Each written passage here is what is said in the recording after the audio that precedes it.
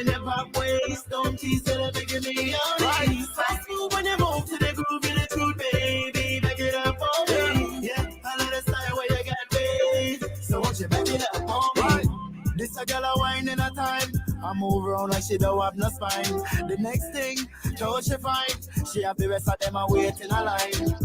Oh gosh, champagne a pop and we so fast. Weed in a spliff, no allow that. Girl, back it up, make me hold that. This girl's on the level right now. I match to the bass and the treble right now. Wine for the real, them a crown. Bedroom pulling up, me now pop down. Fast, fast, slow, slow. Anywhere you want, baby girl, go. Bounce up and down like a pro, go. Girl, you want it, they know, yo. Real on the scene, heavy movement. You and your team, yeah. Them can't intervene, right? You know I love that style where you got bass. So won't you back it up on me? I love the way you whine in your pop waist. Don't tease till they're making me all right. So smooth when you move to the groove, you're the truth, baby. Back it up on me. Yeah, I love the style where you got bass. So won't you back it up on me? Back it up on me, telling me that you want me, baby girl, if you loving tonight. Right. Baby, I'm in town, know that it's going down. You know that I'm only here for one night. You know what he won't do, really won't do. You know why I pray, put that thing upon you. Right. Looking at you, looking like you really want to. There's nothing on the earth, baby girl, I won't do. Girl, cause we turning up. Shots on deck, cause we burning up. Take you back to the telly, throw it up. Take you back to the telly, throw it up, girl, throw it up. Oh, yeah. Looking at your friends like you don't care. Girl, cause the Grey Goose is in here. Oh, yeah, we in here. You know I love that style where you got bass. So won't you back it up on me? I love the way you whine in your pop waist. Don't tease till they're making me on knees. So smooth when you move to the groove, you're the truth, baby. Back it up on me. Yeah, I love the style where you got bass. So won't you back it up on me?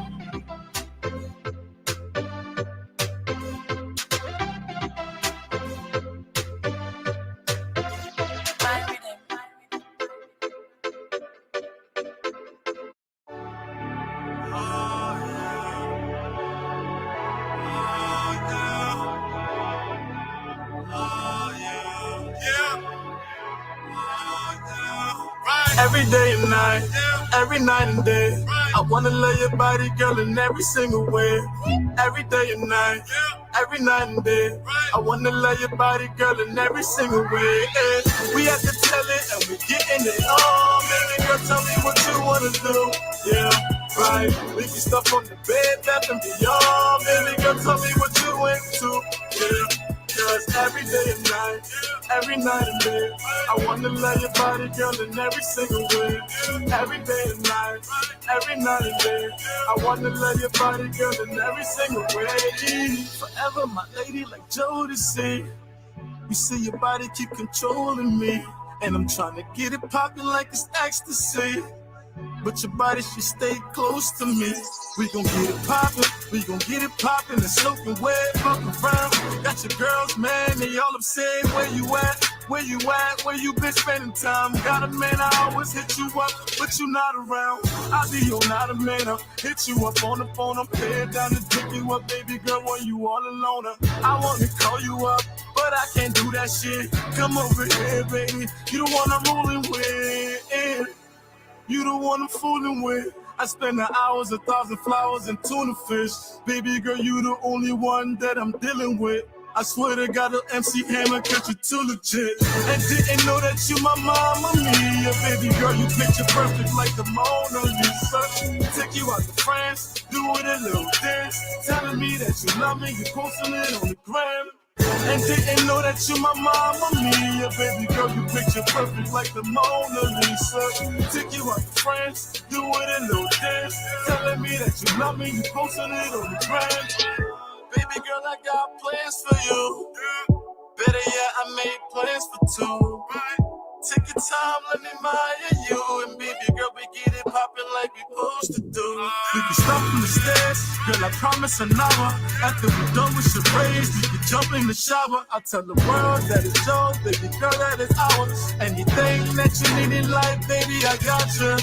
Baby girl, you the one, boo. Cause you to be the one when talking tough I turn to. Girl, I really love and I do admire you. You the one that I need. Yeah.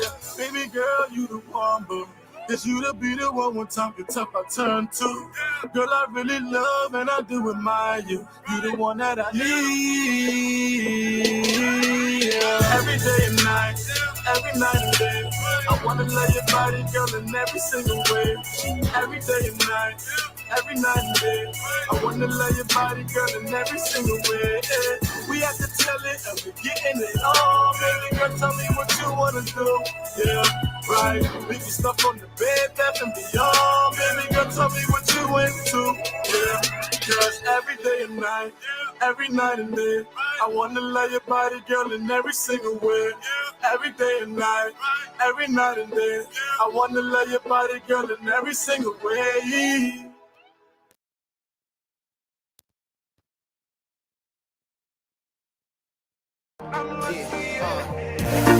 It is often said any sufficiently advanced technology is indistinguishable from magic. That is why I introduce to you a company with magic, SM Group Incorporated. SM Group Incorporated is an internet technology company that provides the best quality and cheapest internet services, including IT management services, supplies of IT equipment, networking, mobile app and software development, structural cabling, and web design. We also develop POS cash register system for small businesses like mini-mart, supermarket, restaurants, and bar, hotel management software for reservations and online booking. SM Group Incorporated installs biometric systems that include hotel door locks and access control, database, CCTV security, and motion sensor system installation with 24/7 monitoring and cloud backup storage with mini solar backup power system. Coming soon is the SM Group SASE-Net, which will deploy hundreds of Wi-Fi hotspots across the city with high-speed, affordable broadband internet service for less than $100 Liberian dollars. For more information, visit our website at www.smgroupincorporated.net or email us at info@smgroupincorporated.net or call cell numbers 0777-881-881. We are located at the intersection of Kerry and Center Streets in Monrovia. When you are coming to Liberia, the first thing you think about is getting your way in and around the city. Now, you don't need to worry about that because LIB Executive Shuttle has that covered for you. We have our luxury private and share ride options, scheduled airport services, business or corporate travel, daily rental in and around Monrovia. Or if you want to take a trip to Kakata, Ganta, Buchanan, Banga, LIB Executive Shuttle got you. Our excursion packages include trips to Patawi Waterfalls, Sunset Beach, or Wuka Farms. We are located after Carver Mission Junction, RRA Road, Pinsville, Monrovia, Liberia. For inquiries, call cell numbers 0770 072 614 or 0770 072 613. Better still, call our USA number on 001 301 750 1336. LIB Executive Shuttle. Let us do the driving for you.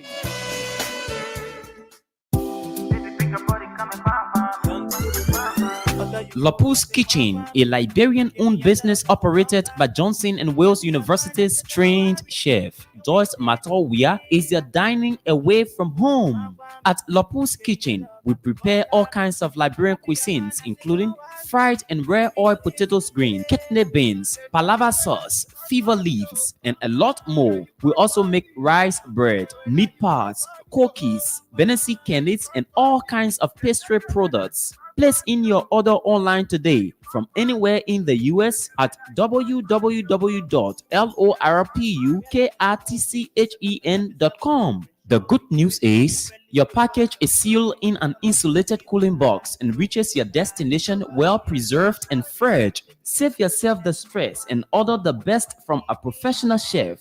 Lopus Kitchen keeps your fingers licking. They say a home is where the heart is. That's why at Melrose Suites, We provide a conducive and safe environment for your long and short-term stay. With our 6 fully furnished luxurious apartments of 3 bedrooms each, our customers have the option of renting a full apartment or single bedroom. We also have standard rooms and king suites. At Melrose Suites, we have 24-hour electricity, cold and hot water, cable TV, internet service, and fully air-conditioned rooms. Melrose Suites takes the pressure off its customers with our fully equipped kitchens, living and dining rooms, as well as balconies. All you need is your personal belongings and enjoy your stay. We are located on Silver Beach Road in Dwazan, Lower Margibi County. For reservation, call our US number 610-986-1077 and our LIB number on 0777-588-118. You can email us at edithwaters111@gmail.com. Melrose Suites, a home away from home. Another banger, baby, calm down. Pinter One of Delaware. Yes, it's Pinter One of Delaware, the name that counts when you talk quality painting works. For more than 2 decades, Pinter One has brought more life and vigor to thousands of residential and commercial complexes with our quality painting services. Give your homes, offices, bars, stores, hospitals, shops, etc. that look they deserve by choosing Pinter One of Delaware. For more information, call us on phone number 302-508-3034. Again, 302-508-3034. Or visit our website at pinter1.com/Delaware. Or better still, email us on ivan@pinter1.com or holly@pinter1.com. Schedule a free estimate and get 10% off by using the promo code Costa. Pinter One of Delaware. Renew your space, renew your life. She dey give me small, small, I know. Peter Massaquoi Insurance Agency is the name that counts when you talk quality and affordable insurance services. Located in central New Jersey, Peter Massaquoi Insurance Agency provides homeowner insurance, commercial and business insurance, auto insurance, life insurance, and a lot more. We partner with over 20 top-rated companies to ensure we provide affordable pricing and quality services to our clients. Not only that, we also offer free financial planning consultation, and we are licensed in 20 states across the USA. At Peter Massaquoi Insurance Agency, our staff are well trained to handle all your insurance needs. Visit our website on www.pmassinsurance.com or call us on phone number 609-571-3037. That's 609-571-3037.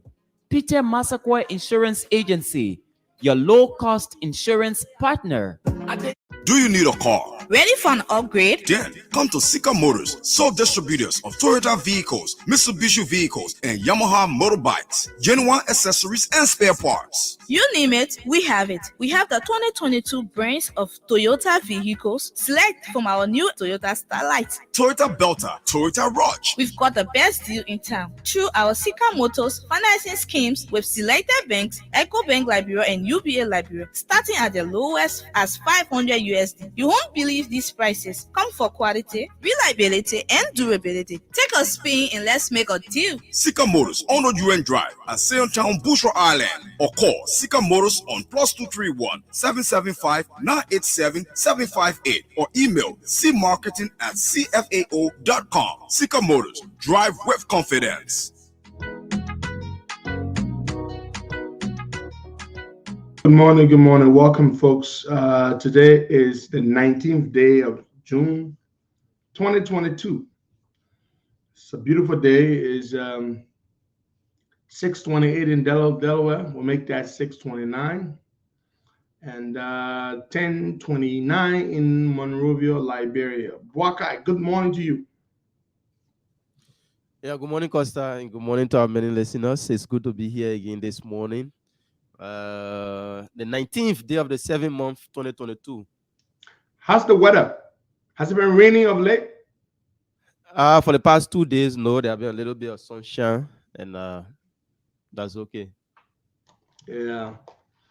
There's a heat wave in, they call it the heat apocalypse across northern Europe, across the northern hemisphere, France, Spain, you name it, all of those countries. They are extremely hot, Waka. Even in the US, I mean, they got places where it's so hot you could put you could put a chicken egg, a raw chicken egg outside. Just let it lay outside, and after a while, that egg would cook. That's how hot it is. Extremely hot. I'm telling you.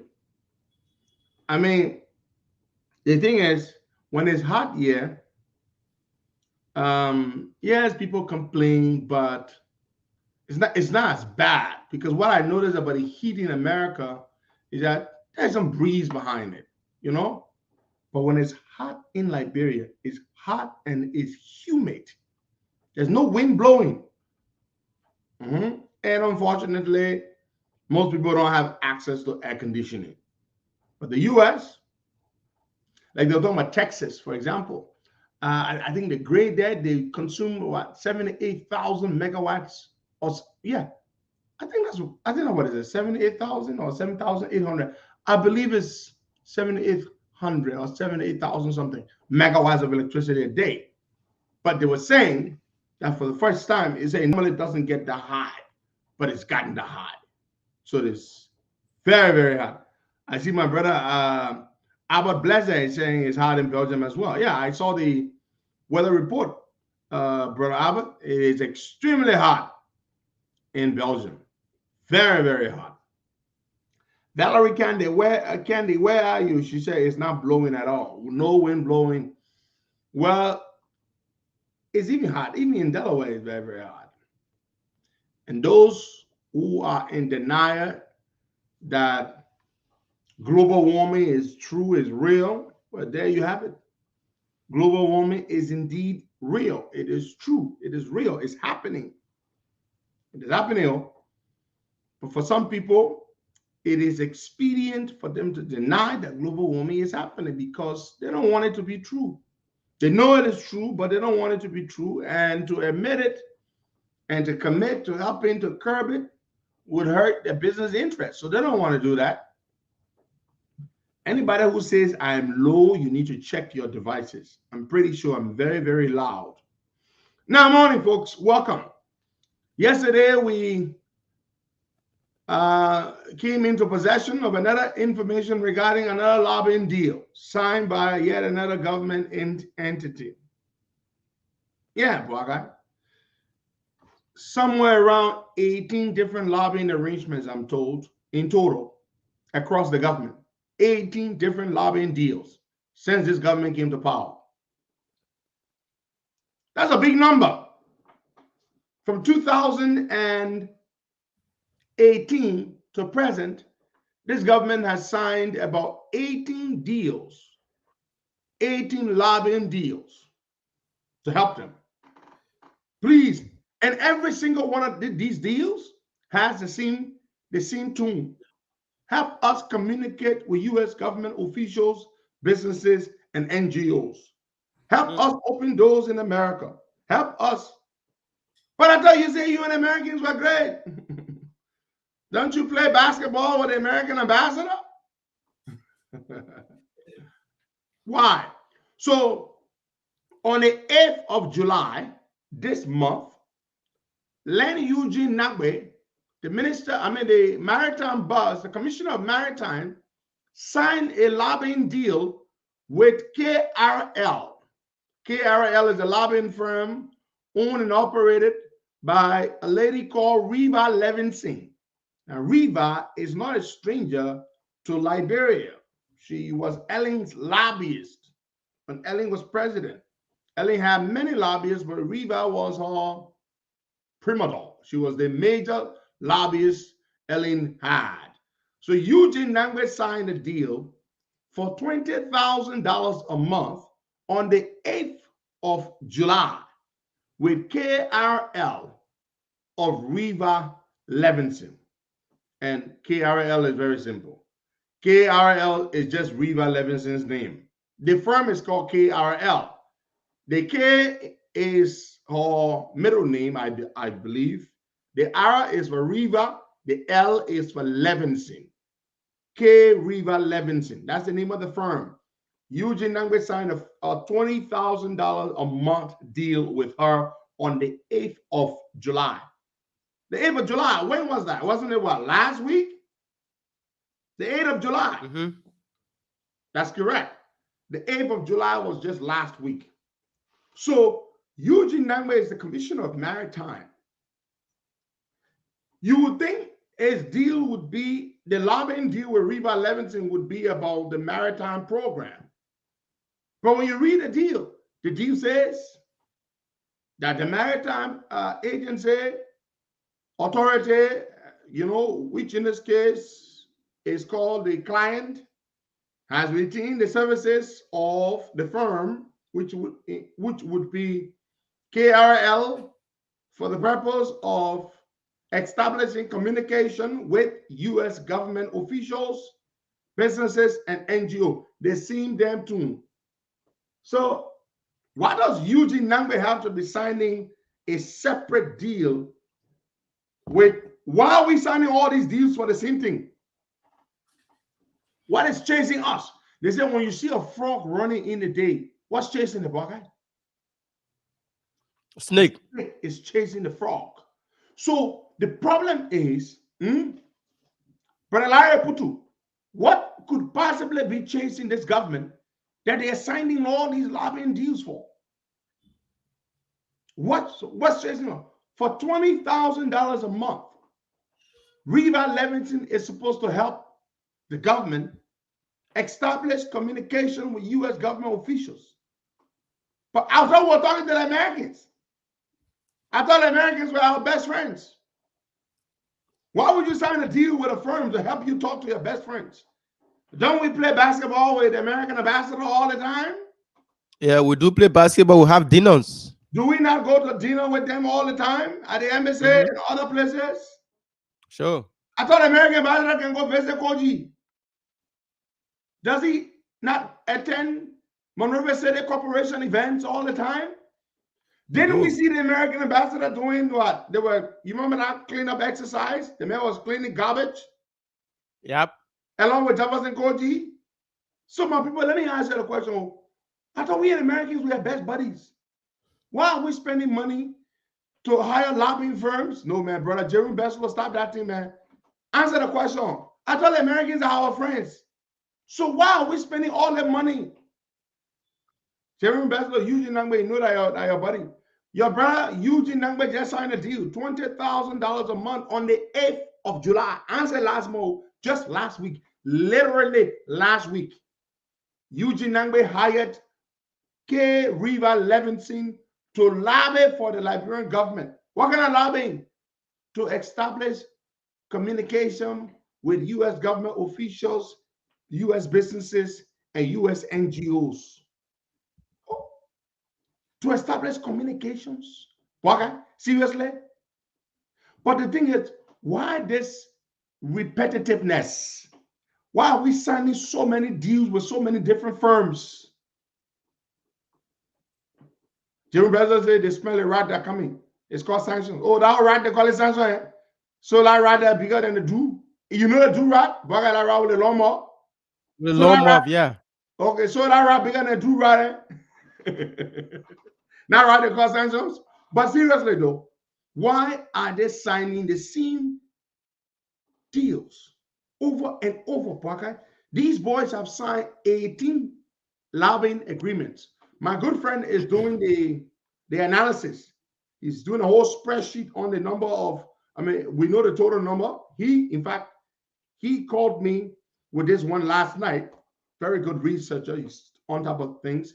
We're doing a spreadsheet of the total number of firms that they've hired, how much they paid each of these firms, and we're told that they do a deal. In many cases, what we have discovered also, Bagai, listen to this. Brother Jeremy Bessel, listen to this. What we have discovered so far, and my friend told me this last night, and I never knew, is that they will sign these deals. For example, $20,000 a month, which is the one Eugene signed last week with Riva Levency. They will sign these deals, 20K, okay? Multiply that by what? 12 months. That's 240,000. Okay, here's what we find out. They will sign these deals, and after these deals are signed, here's what they will do. Here's what they will do. At some point, they will default on payment. They will stop paying the firm. Almost deliberately. This is what we are noticing. It's like a pattern. Many of these firms and them, they don't end the deals. They will default on the payment to the firm, to the lobbying firm, and then the firm would be forced, because there is a clause in it. If you don't pay, the firm terminates the deal. The firm would be forced to terminate the deal. And by the time the firm terminates the deal, what happens? Let's say they've only paid for 2-3 months. And then they stop paying. And the firm writes them and sends invoices for them to pay. Once they don't service those invoices, or they don't pay those invoices, after a while, maybe 2 months or a month down the road, after an unpaid invoice or 2 unpaid invoices, the firm terminates the deal. When the firm terminates the deal, Jerome Beslow, then what happens? The government people who sign these deals don't stop collecting the money. They're still collecting the money for the purpose of paying the firm, but the firm has already terminated the deal. So where is the money going? You sign a deal for $20,000 a month, for example. The first money you pay the firm, the second month you pay the firm, the third month you pay the firm, the fourth month you don't pay, the fifth month you don't pay, so the firm terminates the deal. So you've only paid for 3 months. That's 60 grand. That's 60 grand. But then what happens? When the firm terminates the deal, then you start to collect the remainder of the money of this deal. So let's say it's 160,000, it's 160K left. You collect that. So this, we're noticing, and my friend is doing a whole analysis of this. We're noticing this as a pattern. Many of these firms that are signed on to lobby for them, these deals are never ended or never fully executed. You see that? You see that? So basically, that's what they're doing in some of these cases. They don't end the deal. So it's another way to chop. So you sign a lobbying deal, you pay the firm for 2-3 months, and then guess what happens? You terminate the deal. And how do you terminate the deal? Well, you force the firm to terminate the deal because you stop paying. So you stop paying, then the firm terminates the deal. But all your colleagues in the government know is that you're still paying the firm because the deal is worth $1 million or $500,000 or $250,000. So you're still paying the firm. But that money you're collecting supposedly to pay the firm, you're no longer paying the firm because you forced the firm to terminate the deal on you. So that might be the motivation for many of these deals that they're signing, with a deliberate intent, premeditated intent to force the firm to default and force the firm to terminate the deal so that the remainder of the payments will go to themselves as opposed to going to the firm. That is probably why we're not getting any fruit, any benefits, any dividends of these big firms, of these big deals that they're signing. So my friend is doing the analysis, and I will break it to you. Of all the deals that they have not consummated, they have not successfully ended or executed, these lobbying deals often last for 12 months, 1 calendar year. But according to him, based on his research, many of the deals that we signed, we defaulted on those deals. But then our buddies in the government, they're still collecting the money. They're still collecting the money to pay the firm when the firm has already been forced to terminate us as a client because we defaulted on payment. Interesting issue, is it not? Very interesting issue. Now, Let's move on to some other matter here. Fellow Liberians, what did I tell you the last time? What did I tell you the last time? The last time I told you that we had a problem. The government of Liberia had said that they were taking the money that was coming from HPX. They were forced to take that money because they had to pay salaries. The last time I told you when HPX sent $10 million across the border, some of you were like, oh, could that be true? Well, the Minister of Finance spoke to the Senate on this deal. When the Senate was concerned, I think it was Dillon who raised that issue. The Senate was concerned as to why the government was asking the legislature, the Senate, the two chambers, the Senate and the House, to remove the $25 million that was captured and placed in the budget, to be collected from ArcelorMittal from the signing of the consummation of the ArcelorMittal deal. They wanted them to remove the $25 million and replace it with $30 million from HPX. According to the government, now the HPX deal has not been ratified by the legislature. But the government, the Minister of Finance has already said that they took money from HPX. These are his own words. Front page Africa carried the story. It is emblazoned there on the front page. The front page. Yeah. So the Minister of Finance said, let me go and read his words verbatim for you. So these are his exact words from the Minister of Finance as their justification for doing what they did. According to the Minister of Finance, now these are not his exact words just yet. I will read out his exact words. He said that they were constrained to accept $30 million from HPS as signing fee. That's a signing fee, so that HPS can have exclusive access to our rail. Now listen, $30 million as signing fee. Because according to him, the government was faced with the challenge of raising civil servant salaries for a month at a time. But these are his exact words. And the Minister of Finance disclosed this when he appeared before the Senate with other officials of the ministry and the LRA. He said, and I quote his exact words, quote Samuel Twer's words, not mine, his. The government could fall behind in salary by 1 month if the ArcelorMittal risk was not addressed by the HPS $30 million. Unquote. The government could fall behind in salary by 1 month if the ArcelorMittal risk was not addressed by the HPS US $30 million. Unquote. Minister Samuel Twer. So what did Twer say?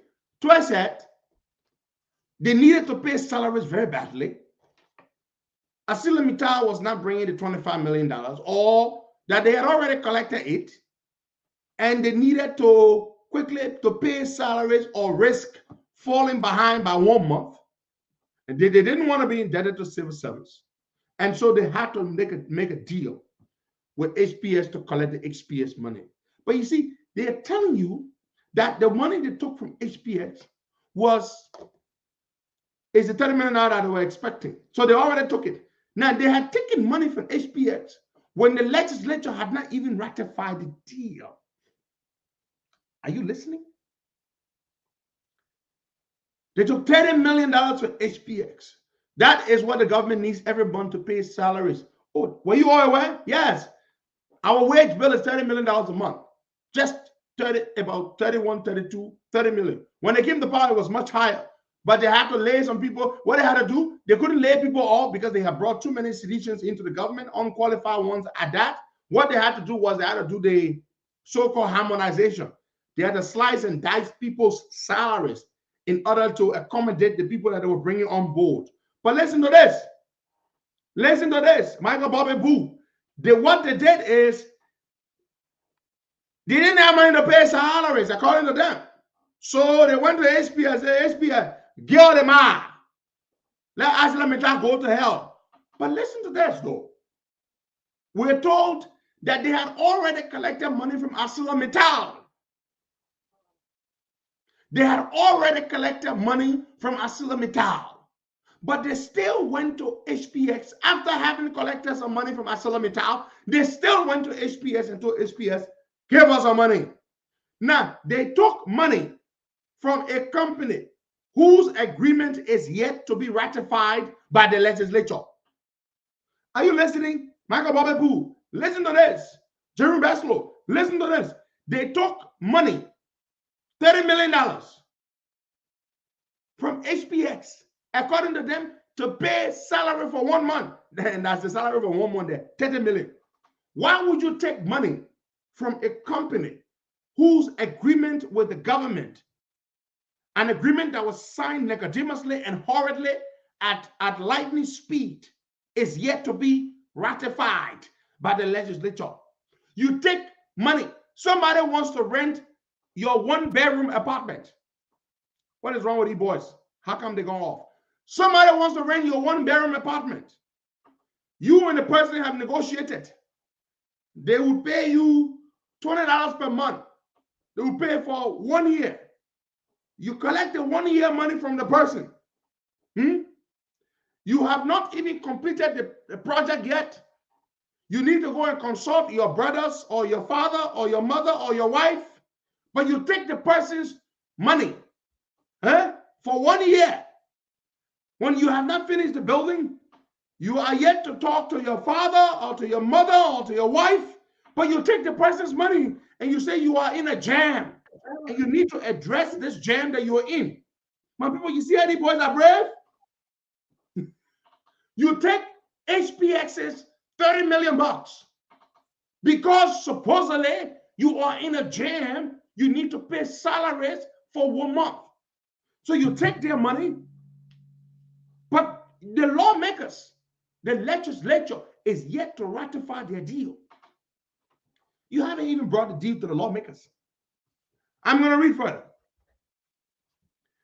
HPS is a concession awaiting legislative ratification. Their interest, as I've said repeatedly, is to manage the rail. They want to manage the rail between the Republic of Guinea to bring the iron ore from Guinea by rail to Buchanan to export. In the proposed recast budget, which they just submitted, or while the Senate is still discussing it, the legislature has been asked to recast the 2022 national budget in order to remove the $25 million contributed by ArcelorMittal as a result of the need to ratify its Mineral Development Agreement number 3. ArcelorMittal's contribution would be replaced with an expected $30 million resulting from the signing. It is not expected. It's already been collected. So, listen, the lawmakers are being asked to ratify a deal that the executive branch of government has already collected the money for, and they fuck it. Okay. Because it's so funny that you will be expecting something as an individual while another person have already eaten it. Then you thinking that, oh, they think that working on the money will come. What about the money that you are expecting have been eaten by another person? The executive branch of government has already said we collected the ArcelorMittal money. I mean the HPS 30 million. We had to pay salaries. The money has been eaten. So suppose the legislature has issues with the HPS deal and refuses to ratify the HPS deal. What happens? Now, because I don't know if government has collected $30 million for HPS to pay salary. They're asking the lawmakers to capture that in the budget when they've already used it. They're asking the lawmakers to ratify the deal that they've already collected $30 million for. Can you imagine that, boy? You got trouble with ArcelorMittal because you collected some money from them. You didn't do what they wanted you to do. You dished ArcelorMittal for HPX. You collected HPS's $30 million, which you say you used to pay salary for 1 month. When the deal has not been ratified by the government yet, by the legislature, you're already collecting money for it. Let me read further. Now, Baga, listen to this. Listen to this. This is what Prince Moyi had to say. Senator Prince Moyi, the co-chair on Ways, Means, and Finance. He said, quote, I quote him, quote, they have brought it to us. They is the executive branch. It is the budget. They have brought it to us. That means they brought the budget to us to remove the ArcelorMittal $25 million and replace it with the expected $30 million. You see, these guys are stupid. Prince Moyi, what the hell is wrong with you? No, you are mistaken. The Minister of Finance has already told you all that we were constrained to collect the $30 million with HPS in order that we did so that we didn't fall behind. So that we didn't fall behind for 1 month in salary payment. They already collected the money. Then you were talking about expected 30 million. That 30 million came and was used ever since. Why? So they're only asking you now to capture it in the budget. This is what you call you are just rectifying it down the road. You know, it's already happened. It's already been done. They only want you to just record it retroactively, just correct it. Yeah, put it there that we collected 30 million for HPS, but yeah, it's already been collected and it was collected and it was used. It was collected and it was used. But listen to this, Parker. This is the point. They're also saying that the Liberian government collected on the 23rd of December 2019 the first payment of $7 million from SPX. Hello? Which year are we in? 2022. The agreement. And by the way, Front Page has the agreement. I will try to get a copy from my man Rodney C. According to Front Page Africa, Jeremy Besco, listen to this. According to Front Page Africa, the agreement has it stated in it. They have the payment plan stated in the agreement. The framework document, once about framework, once a CPP document, talking about the agreement. The document reviews, according to Front Page Africa, that the government had already been receiving payments from HPX from their office in Liberia called Ivanhoe, Liberia, and the government failed to make pronouncements on the payments that they have been receiving.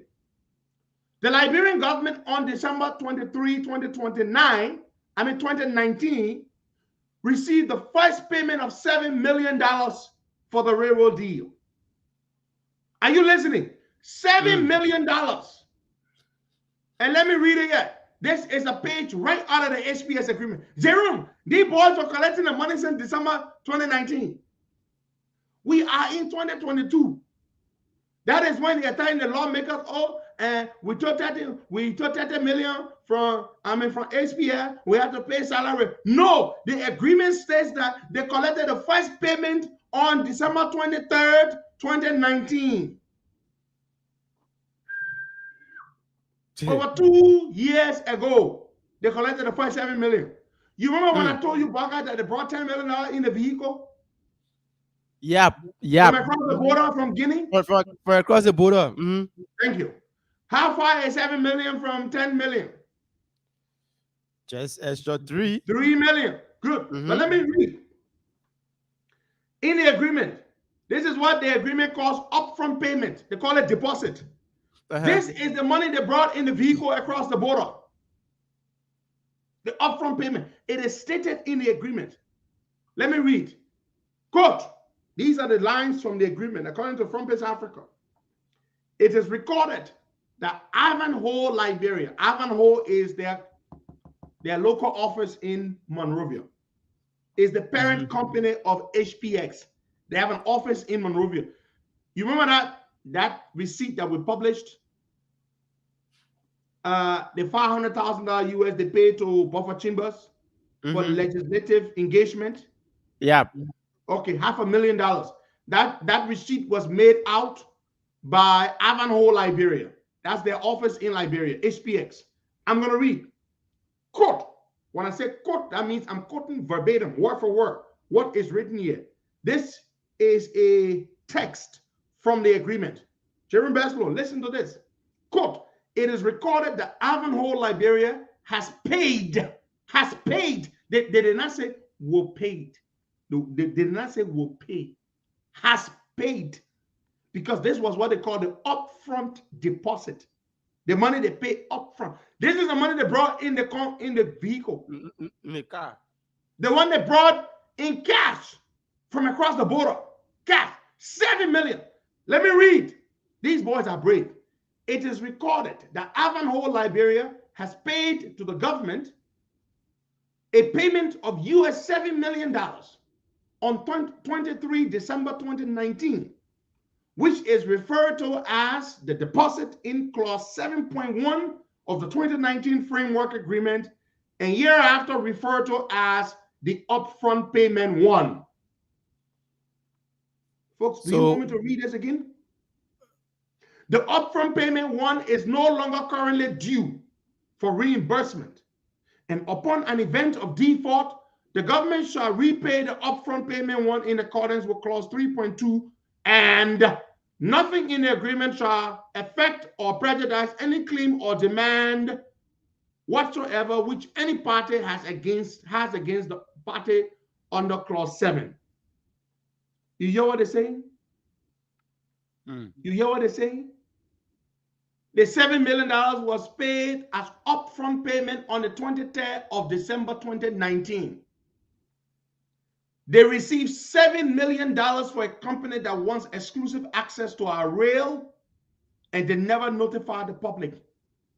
Did this government ever announce to you that they had received $7 million United States dollars from Ivanhoe, the parent company of HPX? Nothing of that. There was no press conference. There was no. My people, these boys are brave. $7 million in upfront payment for a deal that was yet to be ratified by the legislature. Well, that is still to be ratified by the legislature. $7 million upfront. Talking, the boys are brave. We did not hear about this. I only learned of this yesterday, Boakai. Yesterday.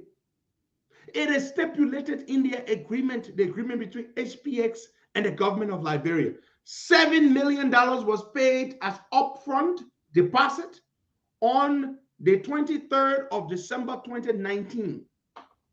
According to our source, and we did tell you this some time ago, the money was brought in cash. They put the money in duffel bags. They drove this money in SUVs from Conakry all the way to Monrovia. Yeah, from Conakry all the way to Monrovia, they brought the money in cash. They brought the money in cash. If this is not bravery, if this is not bravery, extreme bravery, phenomenal bravery, then I don't know what bravery is. Now they don't respect the legislature. Because if they respected the legislature, they would have been afraid that they would have said, look, we will not take money without going to the legislature first to ratify the deal. Or at least, if we really badly need the money. Okay, so what did it need the money for on December 23rd, 2019? Was it because Minister Twe told the legislature, the Senate, that they took the $30 million for HPX in advance because they needed to pay salary for 1 month. But then, according to the agreement on the 23rd of December 2019, they took $7 million up front. So the remainder of the money was $23 million. $23 million, if you deduct $7 million from $30 million, the balance is $23 million. So they took what? They took $7 million on December 23rd. So what did it need to do with $7 million on December 23rd? That they did not tell the nation about. That they did not even tell the legislature about. What? Okay? That's another question. But we know the wage bill is $30 million a month. That's the government payroll. $30 million a month. Okay, you're telling the lawmakers now that we were constrained to take the money in advance from HPX because we really badly needed to pay to make the payroll. But guess what? What did you do? You took $7 million back on the 23rd of December 2019. So what did the $7 million go to? What guy? Tell me now. Answer the question. Are you working with the government? I don't know what the $7 million went to because. What guy? You took $7 million in 2019. So what did the $7 million go to? You see? What did the $7 million go to in 2019? December 23rd. So you see, cause this is a gross disrespect to the national legislature that they would not wait for the national legislature to ratify this particular agreement if they will go for A, if they will say yes to A or no, but they went ahead and collected money ahead of time. So they now collected the money. They collected the money in portions. Yeah. They took the first $7 million on December 23rd. It's in the agreement. You understand? And they are still, then they went to continue to collect the money. Okay? You understand me? Mm-hmm. They have collected the entire $30 million. And now they are only asking the legislature to produce the thing, to go ahead and give them the stuff now. They're asking the legislature to ratify. So they ratify the agreement. Oh, that was beginning that those people in the house there we don't respect it. We'll take our money later on. We'll go tell them and say we finish taking the money, but you just sign it. Yeah, but Costa, this come in. We want to know what the $7 million went for, Buckeye. We demand to know. You collected $7 million from HPX on December 23rd, 2019. It is in the agreement they signed with HPX, Buckeye. Let me remember, man, Rodney, let him send me the agreement. So right now. Go ahead, Buckeye. Open the lines and take some calls. All right. 0770-102-102-86 010383555 102-102. The WhatsApp number is +231-888-624171. What I've observed is that they took that money, Costa, and make it look like, oh, once we go to that meeting at the national legislature, we post money in our packets, they will ratify it no matter what the situation is. So no, they knew it would be ratified because Ivanhoe, the parent company of HPS, paid the lawmakers $500,000. Didn't we publish the receipt? Yeah, we published the receipt. Front-Page Africa published the receipt. In fact, I got it from Front-Page Africa. That particular story, we got it from Front-Page Africa. They published the receipt. $500,000. So they knew the lawmakers would be taken care of. So HPS took care of the lawmakers by giving them $500,000. So the government people said, to hell with it. We can take our share. We'll collect the money now. But we want to know what did the $7 million that they collected on the 23rd of December 2019, what did it go to? How did they spend it? That's all we want to know, brother. Open the lines. Let's take some calls. Good morning. Good morning. Yes, good morning, Buckeye. Good morning to Henry Costa and the people of Liberia. My name is Frank Gibson. I call from Paris. Frank, welcome. Thank you very much. First, on the issue of the lobbyists in the United States, thank God the government has found a lobbyist, and at least it's working for the country. Is it the first time? Although Barack, is it the first time? Is it the first time? No, this is not the first time. Lobbyists. No, this is not the first time. Government in the past, the government of presidents. Hello, Frank. I'm talking about the we-are-led administration. Is it the first time? Buckeye, listen. Frank. First time. Buckeye.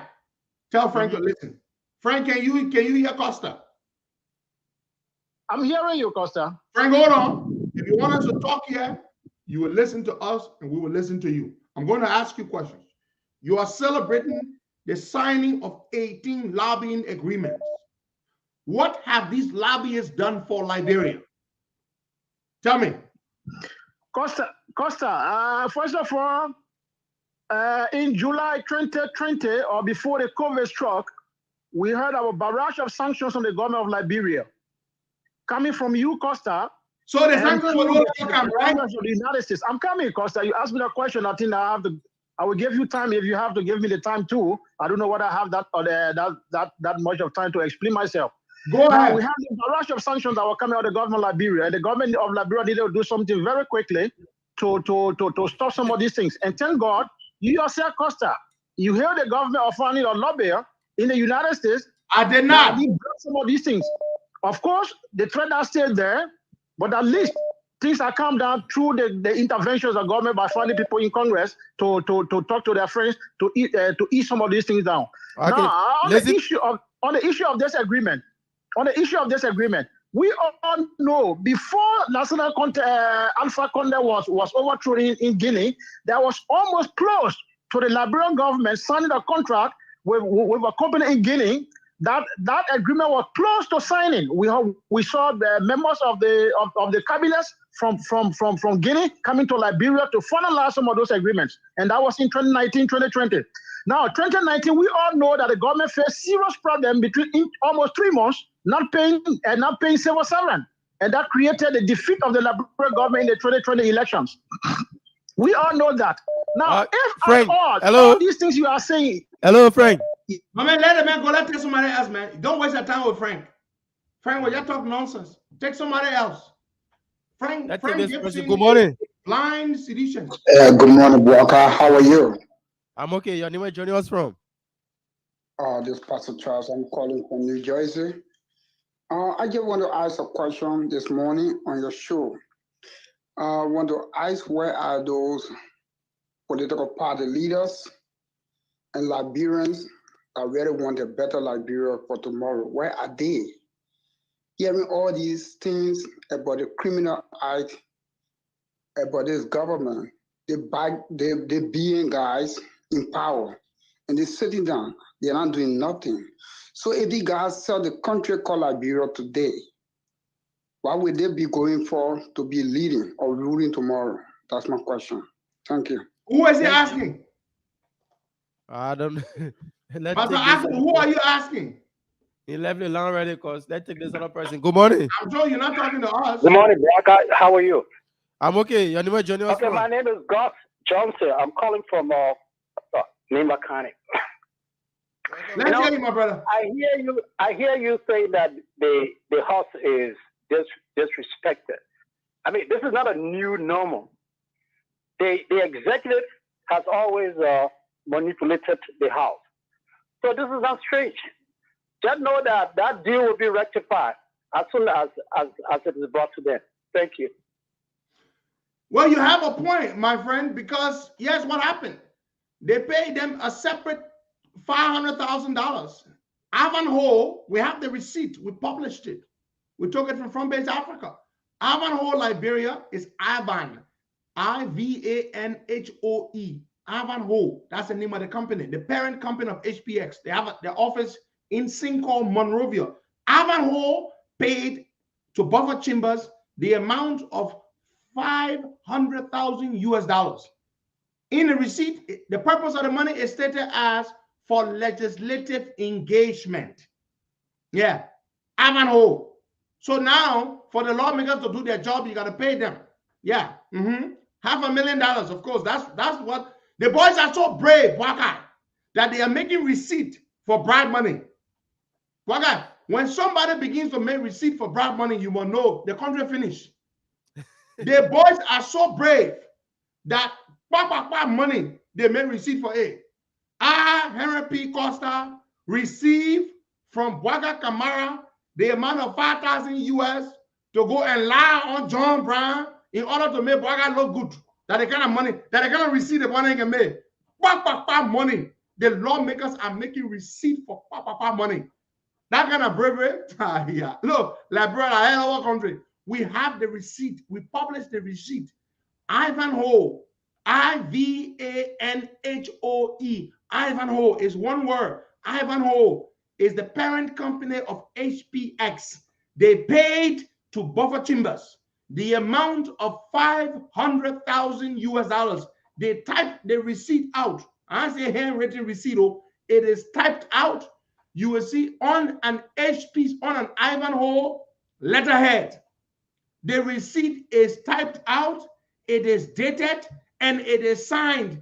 Buffer Chambers' signature is there. Buffer Chambers, Speaker of the House of Representatives, received from Guy, the guy name is Guy something, representative of Ivanhoe, the amount of $500,000 US for legislative engagement. Fellow Liberians, Liberia, this country here, we're not going nowhere just now. We are so brave that lawmakers can put their signature to a receipt for bribe money. That's how brave we are. And the population can know about it. We're not doing nothing. From South Africa published that receipt. We publish it. What did you do? Nothing. No, nothing moves the Liberian people anymore. The only reason why the people are angry with Joe them, you know why? It is because they are getting hard time. But trust me, if the people were not getting hard time, you can steal 100 million, 30 million, 40 million. Liberian men does not care. The Liberian people have grown so accustomed to corruption, so accustomed to the terrible excesses of the people in power that it no longer bothers them. That's what you can talk. You think Liberian men care? It no longer bothers the Liberian man. No matter how much you steal, no matter what you do, the Liberian man does not care anymore. Brother Ivan Sherman, good morning to you, bro. I've got your invitation to the 40th birthday bash. You might hit me up later on, or I'll hit you right after the show. Our people don't give a damn. You guys sit down here. You see, lawmakers sign a receipt for money, bribe money. Wait, let me bring up the receipt. Why I go take some calls? Liberian people, we are. Look, I don't want to say it, but most of not the overwhelming majority of us, it does not bother us at all. Oh, Buffer Chima sign receipt for $500,000 from a private company. So what? That the first time? Yeah, little man, a little man was spending money in Liberia. A little lawmaker was spending money. Yeah, they were not carrying nowhere. John Brown stole 10 million. So what? You see the fine house the man pay. A little man not carry development abroad. The man pay in your country. That's Liberia for you. All that noise they see the other people making, oh, the government bad. They're not saying the government is bad because of corruption, because they're used to corruption. Corruption is a part of the Liberian society, and it's okay to be corrupt. You know what they're complaining about? They're complaining because times are hard. They're also complaining because the people they love are not in power. Their political party is not in power. If their own people come to power, many of the people who support Joe Biden will come to power today, and God forbid that government starts stealing too, and Joe Biden does nothing about it. Of course, that's where he and I will follow for a part. Guess what? There are many of you sitting out today who are condemning Joe Weir. You will be defending them. Most of you, not many, most of you who are supporting Joe Biden today, when his government comes to power and the people start stealing, some of the very people today who are making all the noise about what Joe Weir and people are doing, and they begin to steal, there are many of you, most of you will be defending them. Oh, little man, and the other government and was stealing too, little man. That's why I say, to change Liberia, you can never rely on the Liberian people. You need a leader who will be beyond reproach, who himself will not steal, who will not engage in bad behavior, and you must kick their butt. Kick their butt. I will kick your butts. That's what you do to them. You disgrace them. You take people mind and people power who stole money, you put them in jail. Liberian men scared of jail more than anything else. Let me tell you something. If you depend on the Liberian people, to gather by themselves and say, we want a right leader who can steal, that will support the government who can steal, guess what? It will never happen. Liberian people are okay with corruption. Corruption is only bad to the Liberian man when they're not a man doing it, when they're not a part doing it, when they're not a best friend doing it, when they're not the leader of a party doing it, or when they're not somebody from a party, or when you're not enjoying. That's the only time corruption bothers Liberian men. All the dada thing you see, all the noise they're making, that's also scam. Tell way. Let our own government come to power, our post start stealing too. You know, that's why they say, oh, Costa, we are the only people who have been consistent in all this thing. Our supporters have never been consistent. Most of our supporters. You see, many of them today, they are supporting us because of what, Bwagai? They are supporting us because of what? Because we are on their side today, we are in their camp. Yeah. The moment we're not in their camp, they come to power, their own men and stealing, we start talking, they will go against us. The sedition you see today, who are causing us today, because we're criticizing that for being rogues. When we were blasting the Unity Party government, those same seditions were our biggest supporters. Yeah. They used to appear on our shows. They used to appear on our show. When we call protest, they will be there. They were with us. Most of the people in the opposition today, they are waiting for their turn to steal too. They are not there because they want to change the country. Most Liberians who are in politics are not in politics for a change. They're in politics to steal, to get rich. Most, I did not say many, I said most. The only way Liberia will ever see change is when the one individual who make president decides to make change. Not the ministers, not the certain landed deputy ministers, but one human being will change Liberia. If the president is a rogue, everybody will be rogues. If the president starts kicking people butt and putting people in jail, the son of my buggers will be scared. Your wife or your girlfriend will tell you, sweetheart, you see the way the president is disgracing people? I don't want you to be in the government, or I beg you. Can you can't let go do our different things before they can fire you, they disgrace you, then shame come to our family, and you start putting buggers there in jail, and you disgracing them for stealing. You steal $20, you go to jail. $20, when I say, oh, the money, that money, just want to put them in jail. It's the principle. The principle is you should not steal from the people, from the country. You start putting, and the only way you can do that as president, you yourself must not steal. You yourself must, no minister and you must go in deal to steal from the people. You do that wrong, you compromise yourself, you will not be able to take action against people who steal. I'm telling you, I say it to you all the time. Some of you here today, you're supporting us. Tomorrow, when our people win power, y'all will be against us, because you see, I always tell you, I say, Joe Biden does not pay me for supporting him. He's the least financially, the man said to you, say, he not get money, he's broke. So clearly, we're not supporting him because of money. My loyalty is not to Joseph Boakai. You'll get them mistaken, because you see, I'm not a partisan. I'm not partisan. Partisan, die partisan. The people who are die partisan are stupid people. The die partisans are stupid people. Because why should you be die partisan of a party that never stands up for the country? The party only stands up for a few people to kind of power and enjoy. So I don't believe in parties, because parties do not stand for anything in Liberia. Nothing. Zilch. Nada. It's just about a few of us get together, we come to power, we loot, we go, we sit down. Or we try to stay there for as long as possible until the people get angry and kick our butts out. So, you see me, my loyalty is to my country. It is not to Joseph Boakai. It is not to any political party. In fact, you insult me. You look at a brilliant, sophisticated man like me and tell me, say, I'm a partisan, I'm a die partisan, or I'm a die fanatic of Joe Boakai. I'm not a die fanatic of anybody. I'm a die fanatic of my country. I'm a patriot. A patriot is not a partisan. You have to understand that. I love my country first and foremost, period, nothing else. The singular reason for supporting, the quintessential reason for supporting Joe Boakai is because of my country. I look at all the other people running. I look at Joe Boakai. I look at his track record. I look at his record of impeccable integrity. I say, okay, I prefer the man because he is the least likely to be corrupt. The least likely to be corrupt.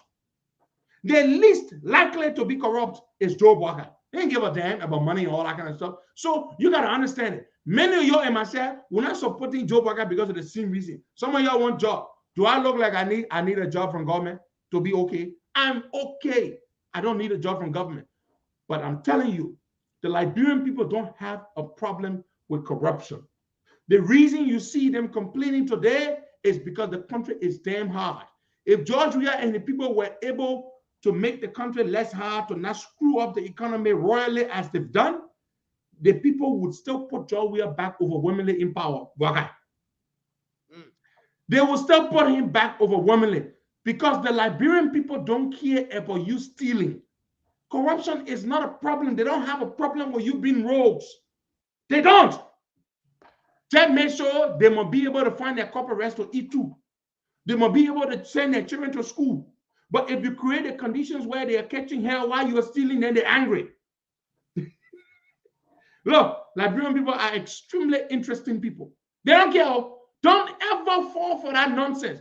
Don't let anybody tell you that the Liberian people they have a problem with corruption. They don't. You have a situation here where we expose evidence of corruption, millions of dollars going missing. Do you see the people doing anything? No.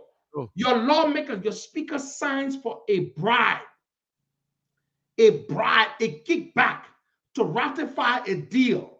He takes $500,000 and he makes a receipt to the people who pay him the money. And the receipt is there, it's published, it's evidence. Did you hear the country going up in uproar? Did you see any righteous anger from the people?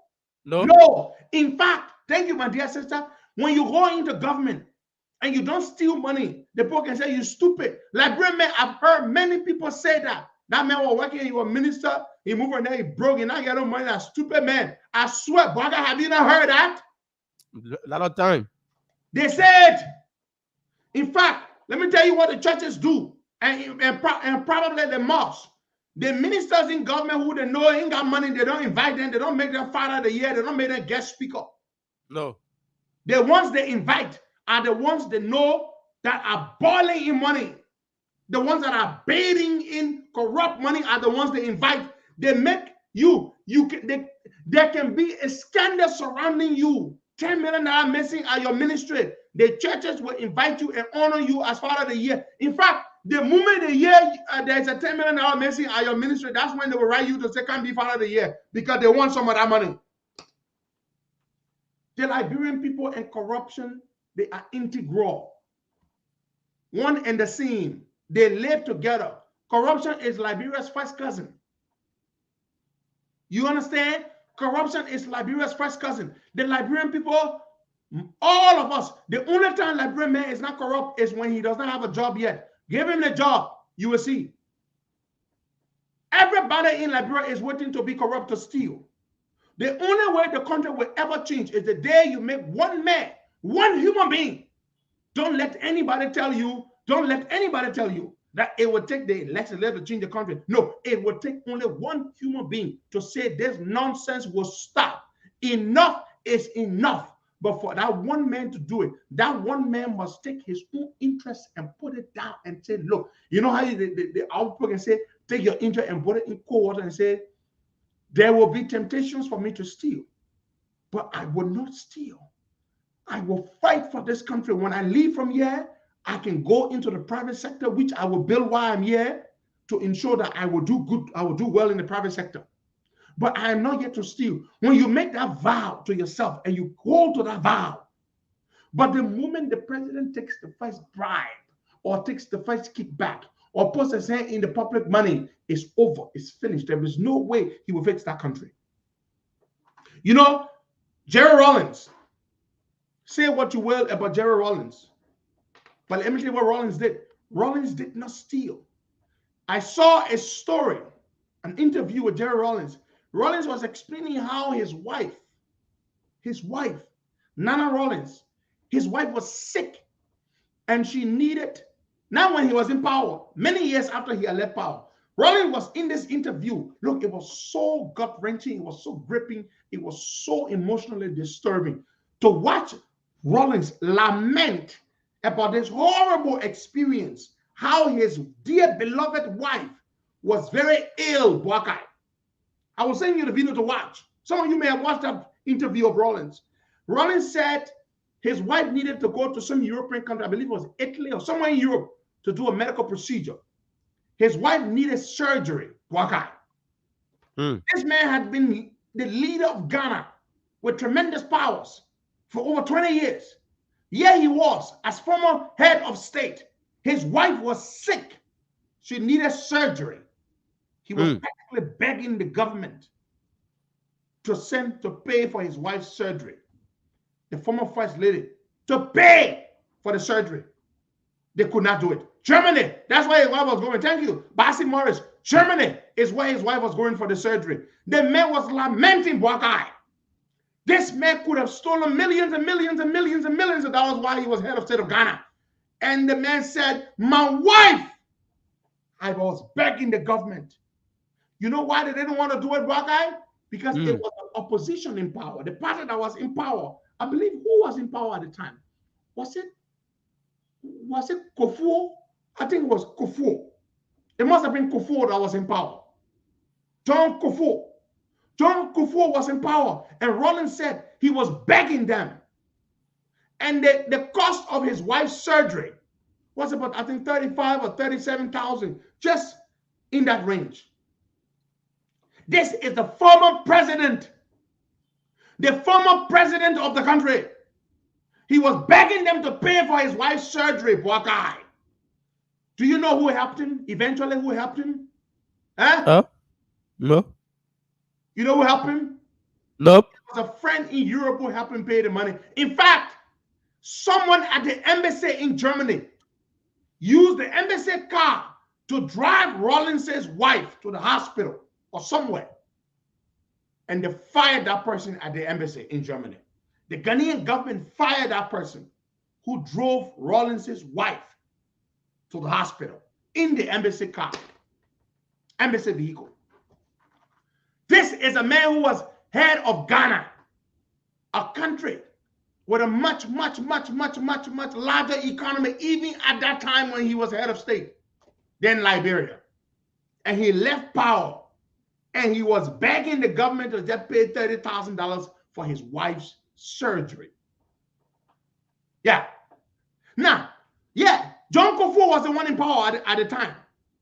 Oh, somebody said it was an embassy driver. Yeah, there was a driver, the ambassador driver. There you go. The ambassador driver drove Nana Rollins in the vehicle to take. Look, when I watched this man, Rollins, speaking, black eye, and just lamenting, you know how Rollins was. He was a passionate speaker, passionate, charismatic guy. And I saw it, I said, damn it. You mean this man left power? He didn't steal any money at all. That his wife, black eye, if you had stolen money, and your wife is dying, and you need to pay for her surgery, you will go beg somebody? No. You will not beg nobody. You already got money. Will you pretend that you don't have it? No. I don't have it. I don't have it. You will not pretend that you don't have it. Once you have it, you will not pretend. You will take your wife and get her to get that treatment or that procedure that she needs. But this is what Rollins was going through. Rollins was hurt. Oh, the thing hurt Rollins. The thing hurt Rollins too bad. And I said to myself, this is what you call a real leader. So my people, the only way you can change Liberia, let's go back to the phone lines, is when you have the right leader in the mansion. A leader that does not steal, a leader that will not tolerate people stealing, a leader that will be prepared to put his man or his pa in jail for breaking the law. Until then, if you don't get such a leader, Liberia will never, ever go anywhere. Never, ever go anywhere. Your political party will not change Liberia. But if you vote for the right leader who does not steal, the country will change. If you think I'm joking, watch and see. Yes, Good morning. how are you? Good morning. Welcome. Yeah, once again, this is Pastor Charles. When I stated in heaven about God will clear, maybe say this again. We have political party leaders that are fighting their way out to be leaders. We are electable voters who call themselves masses. And we have religious leaders in the country who have to speak against evil in the country and go against stealing, against killing. But the religious leaders, the political party leaders, and the Liberian masses, so-called masses, sit there and see few handful of criminals who have no fear for God, suppressing God's children, depriving them from everything, and they are clapping their hands. That was the reason why I asked the question, where are they? Thank you again. Thank you. Let's take the other person on the line. Good morning. Good morning, Borkat. Good morning, Pedro. This is Mr. Puda Trigger. How you doing this morning? Morning. First thing I want to talk about this morning is what Pedro just talked about with Jerry John Rollins. When my Annie left power and she went for surgery, she didn't come to the Liberian government to ask because she already had money. Yeah. She had stolen money, so she paid. So that's just one incident right there. What I called this morning really to talk about is, Borkat, before the June 6th protest, you used to see those men dancing Buka there. They were not dancing Buka there because Costa was running behind them. They were running after Costa. They were having meetings every day to discuss how they would quiet Costa down, how they were cooling down. That what they were doing, they never had time to run around doing Buka there, now Buka there, go from so to the other side. But I'm happy this morning that I'm hearing Pedro, that I know the only hope we have. Because if we are waiting, the caller that just called, he was asking about the opposition. Opposition is weak. The only person who have a COP. Thank you very much. Listen, when I go to Liberia in December, the COP that I'm chairman of, we're not calling a protest. Your people you are voting for president, they have to step up and do their part. Mm-hmm. I am not, as chairman of COP, I am not going to call a protest for anything. Hear me and hear me out. We're not going to do that. The people you're supporting for president are the ones who are supposed to step up to fight for you. In other countries, it is the opposition political leaders that fight the government. They are the ones that organize protests and lead them. I'm not going to do that. I'm not going to risk my life again for that. We will keep advocating, but to do a protest is very risky. You remember the last protest we did? People came in a crowd with weapons to kill me. We arrested them and turned them over to the police. We're not going to do that. Go and tell your political leaders to stand up and fight for you. Because Henry Costa will not get in the streets with Liberians to stage a protest for you. That's not what I'm coming to Liberia in December for. I am not going to do it. Cummings, Boakai, Yombly, Ure, and all the other opposition people, Tiawan Gonglo, let them go and lead protests. You understand? The best we will do for you, we will continue to advocate and we'll continue to help the poor people in need and those in need. That's what we're gonna do. I am not going to lead any protest. While your political leaders are relaxing at home, they were making the government scared, and we're doing all of that, then they benefit. I'm not going to do that. You see me, the thing about me, I can tell you my own thing openly. I am not going to lead any protest. I'm not going to call one. I'm not going to lead one. Let your political leaders do it, not me. Did you hear what I said? I was very clear. Very clear. The thing I know about them, Hawkeye, they will see you. They will not do it. When we lead a protest, then they begin to undermine us. The very opposition people that benefit from the work we do, they undermine us. Costa getting too powerful. We got to bring the ball down. The ball is this. We got more enemies in the opposition than even in the ruling party, in the ruling establishment. When we're leading the live protest the last time, where were the press releases coming from that were against us? From other political parties. Thank you. The people who were issuing press releases, Michael Babebu, you recall? Were they going to CDC? Was it CDC that were calling us traitors or people who wanted to commit treason? No, it was the opposition parties that were issuing statements against us. The very opposition that benefit from all the work that we do, they were the ones undermining us. You know why? They say the ball getting too powerful. They ball getting too powerful. We gotta bring the ball down. They ball getting too frisky. They ball getting too frisky. You know how many times I heard people talk that thing? And the people who say the ball getting frisky, that the papa then can be talking to you. Let me tell you something. I know them very well. I will not risk my life anymore for opposition politicians. I will talk for you, but I'm not going to go risk my life for you. Did you hear what I just said? I will not lead any protest to benefit anybody anymore. No monkey wear baboon draw. The things we experienced from these people, the things they were doing to us.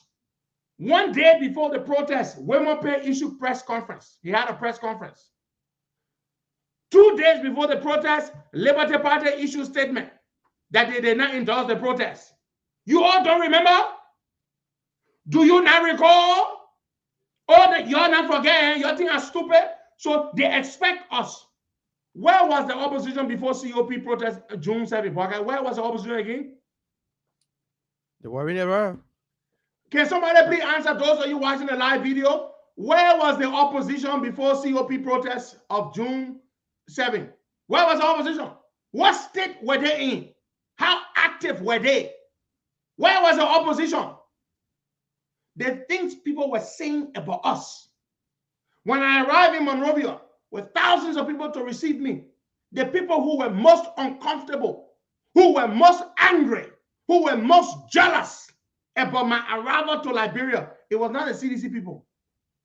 The CDC people, you know what they were scared of? They were scared that we could kick them out of power. That's what they were afraid of. But the people who were, their eyes were green with jealousy and envy and bitterness was the opposition. Y'all answer me now. Where was the opposition by June 7th protest? So you have to understand, we are not calling any protest anymore so that we can make the sacrifice. Then the politicians come from behind and say, yeah, and we don't want you. When we called June 7th protest, did they support us? They waited. The opposition were playing games. They were waiting. They were waiting. They were waiting. They were waiting. They were waiting. You know what they were waiting for?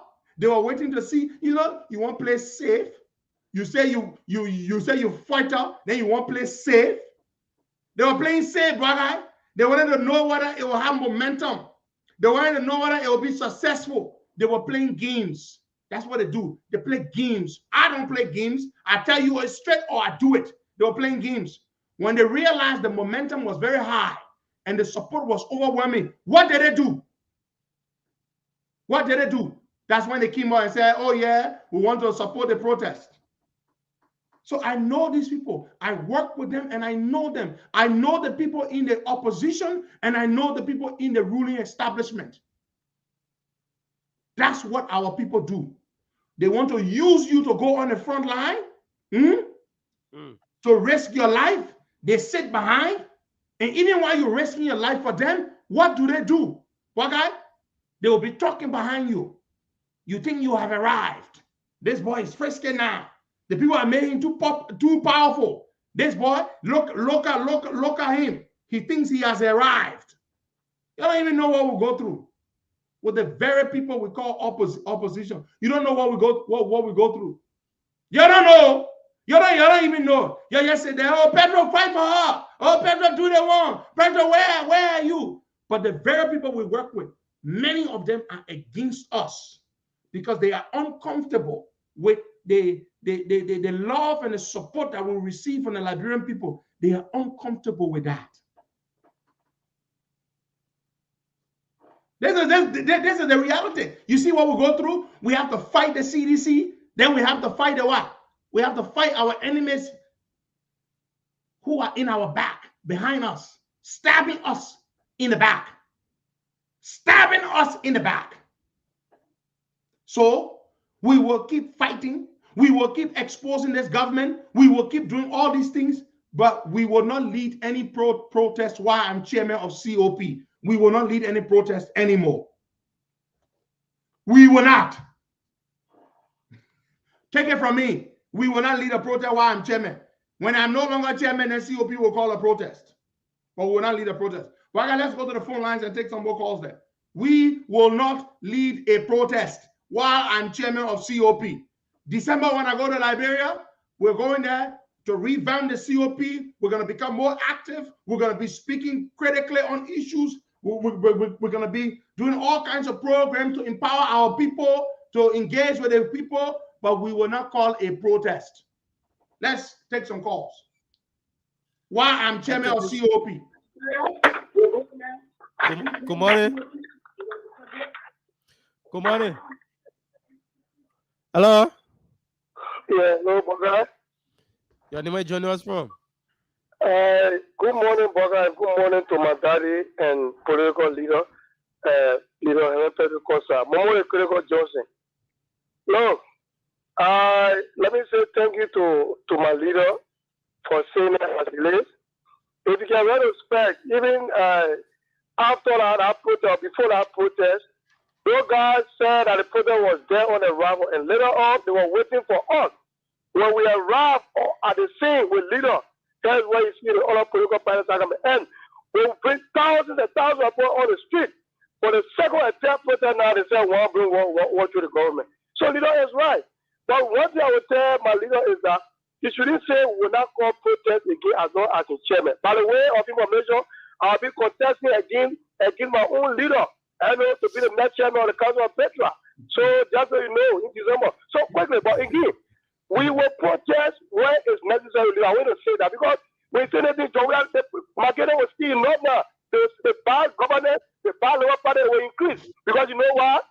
Whether US does not want to go in the ring, Cummings does not want to go in the sun, JMB does not want to go, Jamaica, no. Everybody in this country, leader, they depend on you. One first. So if you say anything like I mean, for the call of the people, it will be like, they know their whole will be dashing. Okay. No, thank you. No. Why? Yeah. The protest that will be engaged in will be to conscientize and encourage the people to register to vote. That's it. The biggest protest in Liberia will be on election day 2023, next year. When we come in December, it will be all about preparing the people, educating, mobilizing, conscientizing the people to get out there and vote against Jawia. That is the protest. But to bring thousands of people on the streets to lead them and risk my life, I'm not going to do that again. Why are people backstabbing me? I'm not going to do that. It's simple. I'm not calling protest. I'm telling you the thing. Good morning. I'm not going to lead it. Yeah, good morning, boy guy. Yeah, your name is Johnny was from? Yeah, my name is Sam Doma. I call from the UK. Yeah, that's true. Costa talking about the protest issue. The only thing we can do here is the opposition put together, we have radio station like each other county, like the government are doing, that running propaganda against the opposition. They were afraid of Costa because I want to close down the radio station. That's the biggest fear the government ever have, a Costa radio station closing down.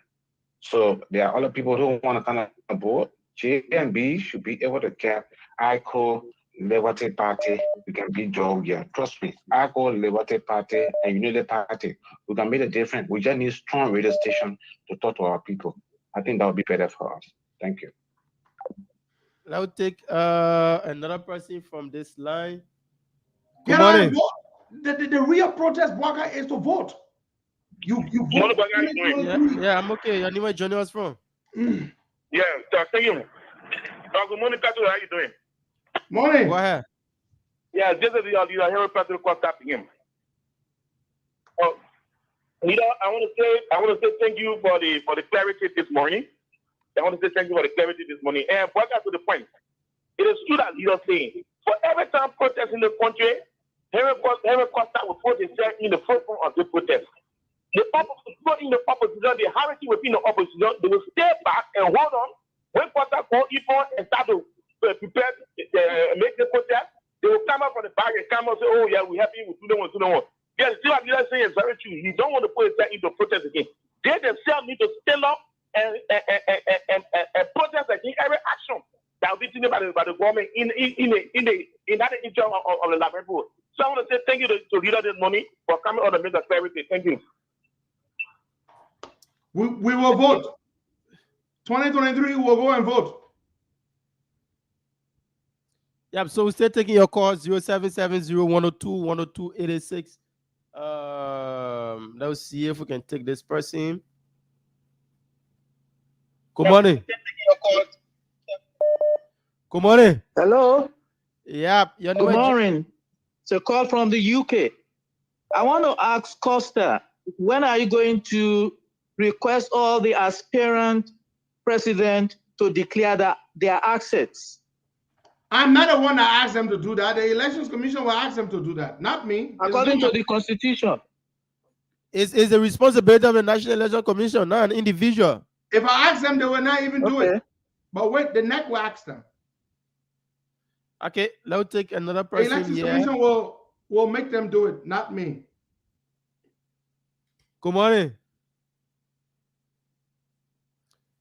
Hello.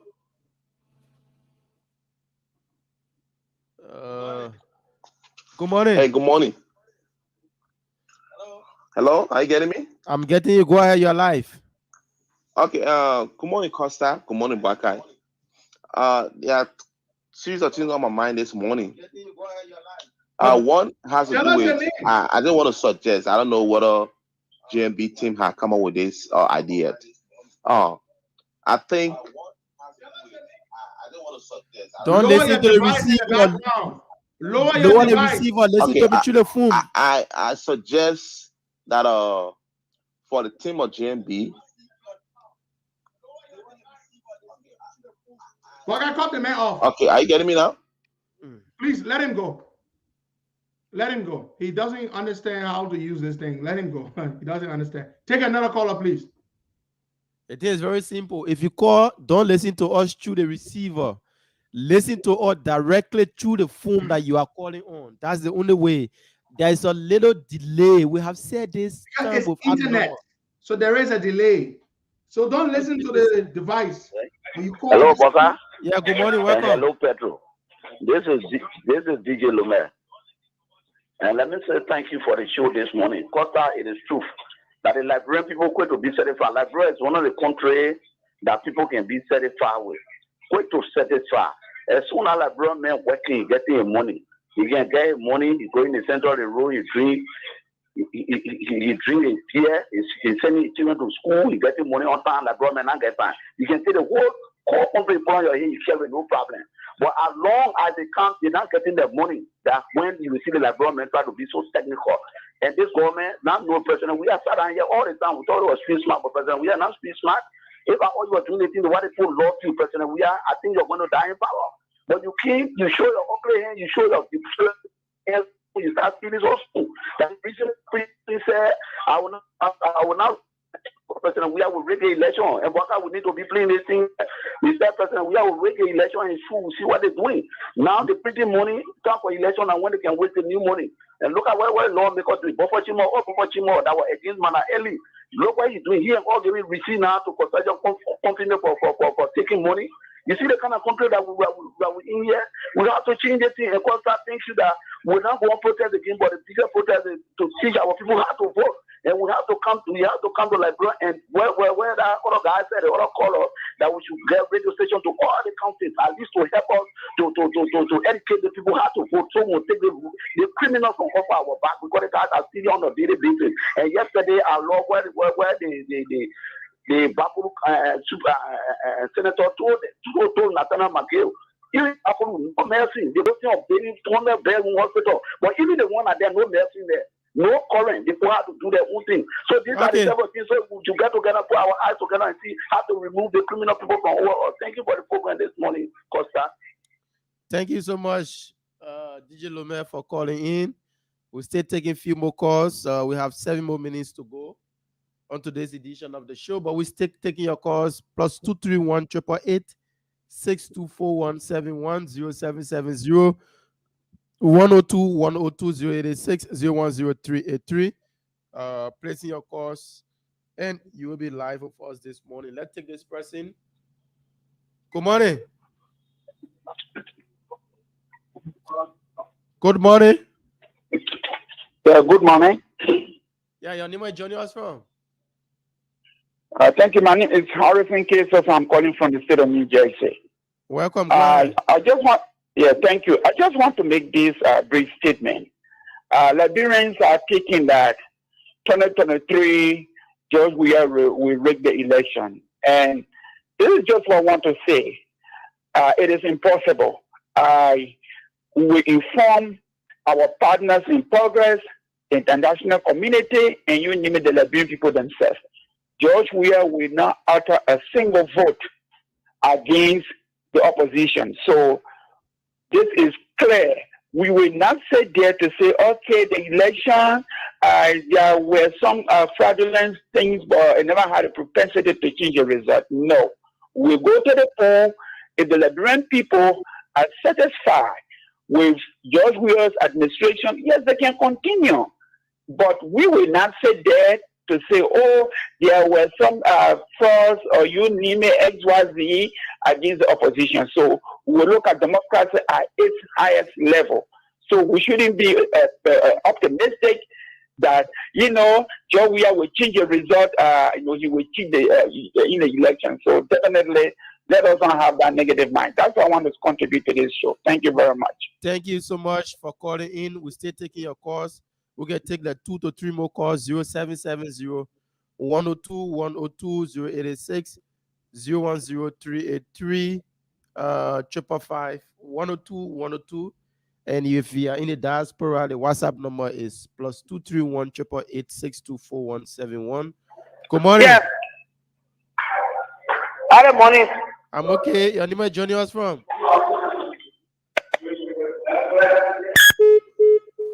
Oh, on the landline. I don't know who's calling there. 0770. Let's take this other person. Good morning. Yeah, good morning, brother. Good morning, brother. Yeah. Hello? Go ahead. Yeah, get the leader, Aaron Costa again. Let me say this to the people who listening to the platform this morning. Henry Costa would not be a talk show host all his life. Henry Costa will not stay on radio to be advocating for people to all his life. Henry Costa get his own things to attend to, get own family to take care of too. So let me say this: we can't believe we the Library. We are not serious. We Costa will come out and say things today and sponsor the anything that the people are doing within the government. Will not take it serious. Let one man maybe go and take 10,000, but $10 million, not 10,000, but $10 million, and carrying a county and have a vision of money among students in a county. Because when a little guy say, oh, this money you brought to us here, the people say that they gave it to you for you to bring the money to us. He said, who the person they gave me money to bring it to you? So call the person in the leg and say, oh, my friend told me. He said, say your friend told you, you call the police commander for that area, for the police commander to arrest the guy, for the guy to show them who told that he carried money there to share with the student. He said, for that reason, I'm taking my money back. I'm not giving you the money. He said, I'm not serious. He took the money back. He said, he called police on the guy.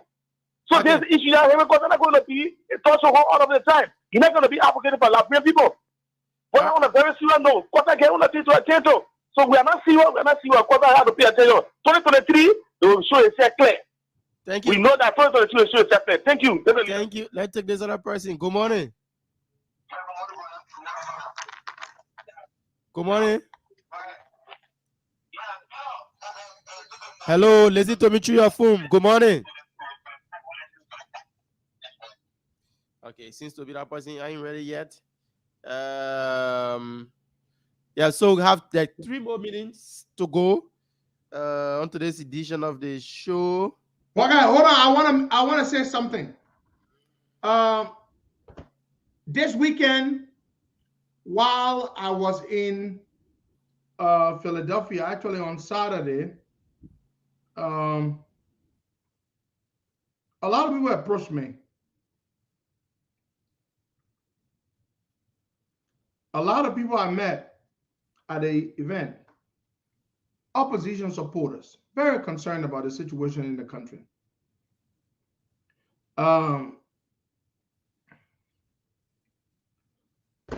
So they asked me, Costa, and not just me alone. They asked Stephen Johnson. They asked several of us, what are you guys doing? Is it possible that we can make this thing work and go back and bring Cummings and Wakai back together and get them to work together? Some people would go further to say what they want the ticket to look like. Some people would say, well, let's just get back together. And some people might have taken what I said out of context. And so it got back to me that somebody said, I said that Cummings and Wakai will form a ticket, and Wakai will be the head and Cummings will be the tail of the ticket. I didn't say that. All I said, and Bwakai, the people were genuine. The people who kept asking me this thing, why don't we come back together? Why don't we make this thing work? We can beat Joe we are easily if we came back together. My point to them was, we're beginning to, for example, I have called on our people to disengage from any form of antagonism with ANC supporters, and I mean that. And when I have issues with them, I will not voice them out publicly, because to do that would be undermining what my own appeal that I've made and I continue to make to our people. Let's disengage from any form of antagonism with the ANC supporters. I've asked them that, So, and I said this, I have not said that to anybody, that we will have a Bwaka Cummings ticket.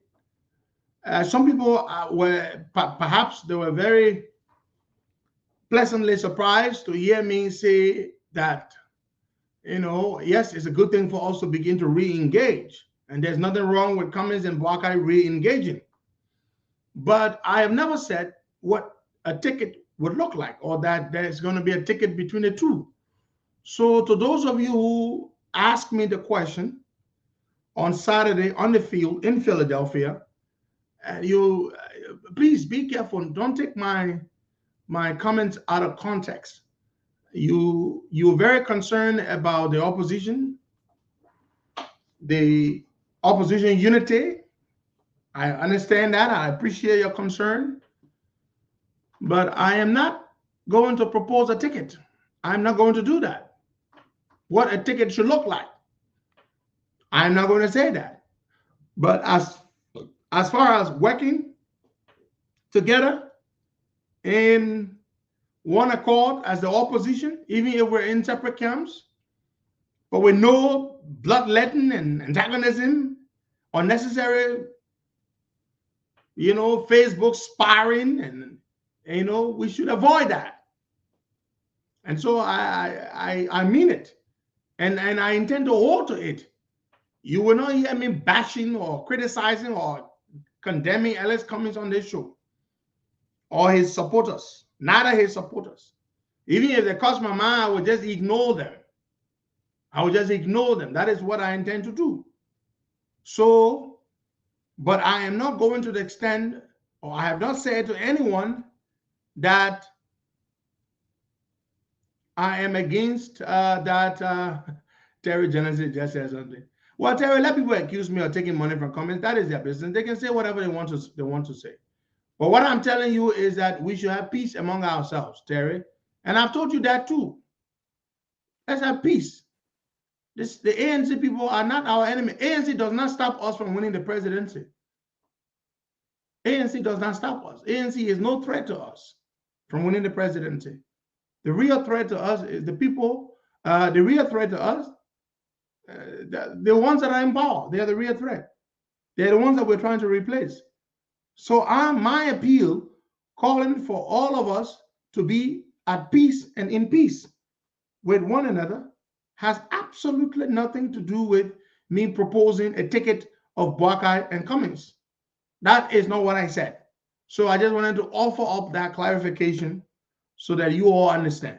I am not proposing a ticket, a Bwaka Cummings ticket. That is not what I'm proposing. All I'm saying is that we should not be at war with one another. It is not healthy. It is not necessary. You understand? They can attack me all they want, the ANC folks. I will turn the other cheek. I will do what my Lord and Savior Jesus Christ said. Turn the other cheek, but I will not return the favor. I will not attack them in response. I will not attack them at all. I will not attack Ellis Cummings. I will not do any of that. So let them say whatever they want to say. Prince Massacoy, let people say whatever they want to say on their platform. Costa will say what Costa will say. People want to hear what Costa has to say. So Costa will say what Costa will say. Henry Costa will no longer attack ANC supporters. Mr. Ellis Cummings. I will not bother Cummings. I will not bother his people. If they want to say what they want to say about me, fine. Let them say it. But I am not going to be antagonistic toward them.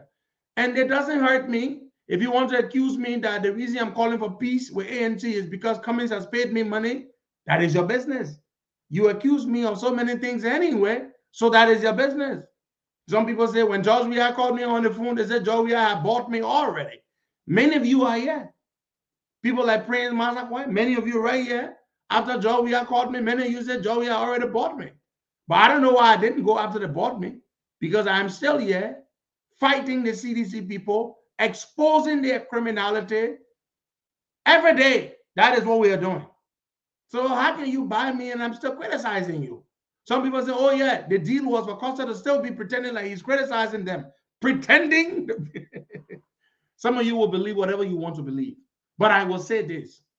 Let there be no antagonism. If you call yourself a true supporter of Henry Costa, you will heed and hearken to my word, to my appeal. Please do not engage in an antagonistic fashion with supporters of Mr. Cummings. Do not. Turn the other cheek, as I'm doing now.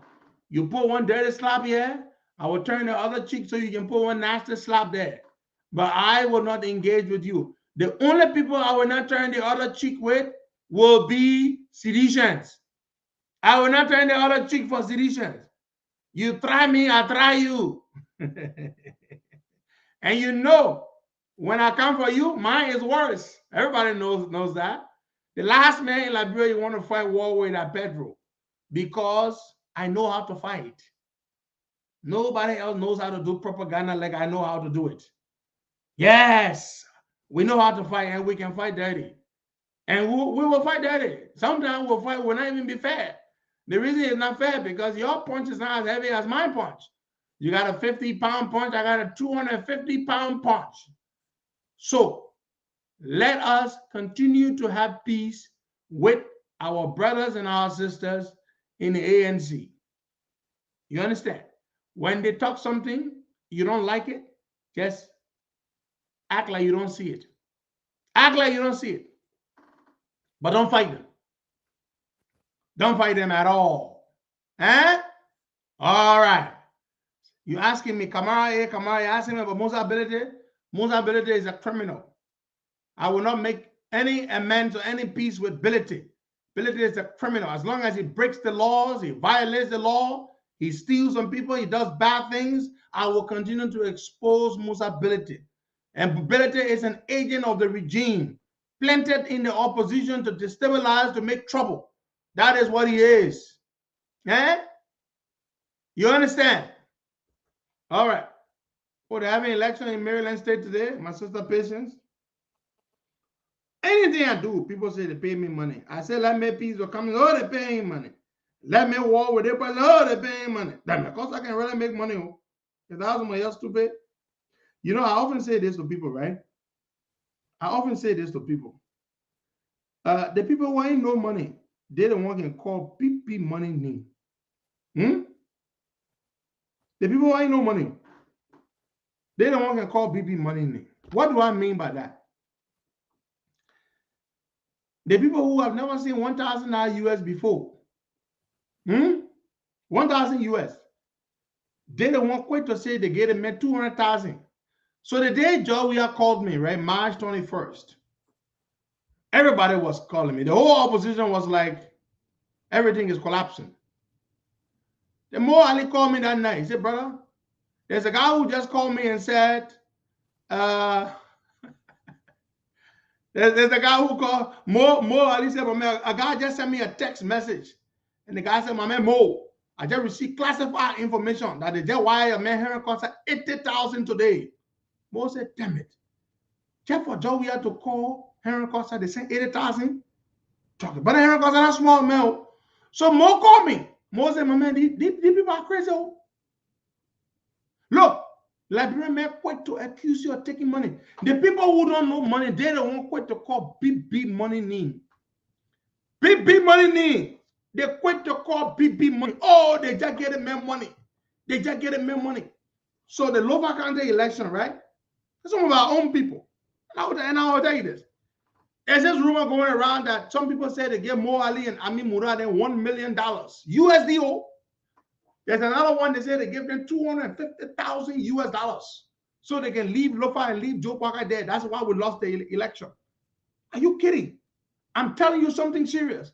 The people can call BP money knee. BP money, oh. That's a small thing. So they got all this noise going around. So there's someone that came to me, oh, hey, my man, they get the money. I said, you know what they call? Seriously, power cheap. Till date, the CDC government has not paid for my equipment yet. Today is what? The 19th of July, 2022. The CDC government, St. Georgia called me March 21st. They have not paid me 1 penny for my equipment. Where I said right now. Are you hearing it? They have not paid me. We negotiated how much for the equipment, how much we will give as compensation for the equipment. They have not paid. They leave bringing the money down, bringing it down, bringing it down, bringing it down until now it's at 50,000. Up to now, they're not paid. They have lowered the amount down to 50. They have not paid. Yet, some people will say they not get a man money. They get a man 100,000. They getting 50,000. Most of the people you hear who can call big money, they don't know the value of money. Because if you knew the value of money, like the people can say, oh, during the June 7th protest or the December protest, the general said they get cost at 200,000. Hey, where will you keep that kind of money first of all? You carry that kind of money cash to put in the bank. All the eyes that will be on you. How can you move that kind of money anywhere? So you just call big money, big money. You don't know the value of money. If you knew the value of money, you would not call big money like that. I have not, all the money I handle, I have not seen 100,000 cash to say somebody give me 100,000. Never. I'm telling you, I've never seen 100,000. In all my years, I've never seen, nobody has given me, I've never made 100,000 for any deal, from one single deal. 100,000, no way. Maybe when you add like from the partnership we got with Sendwave, which is the most lucrative partnership we have ever had. In all our years of running the business station, running the radio station, the most lucrative deal that we've ever made is a deal with Sendwave. And I will tell you that. The most financially rewarding deal we've ever done is with Sendwave. You know, I mean, we don't make money from it like before, but for the first 1 year of that deal, we made a lot of money. A lot of money. Sendwave. Just the way you enjoy the service, well, we were enjoying the money too. We made a lot of money from Sendwave. I will tell you the truth. But to say the way the book can talk, oh, my man, they just get cost of 200,000.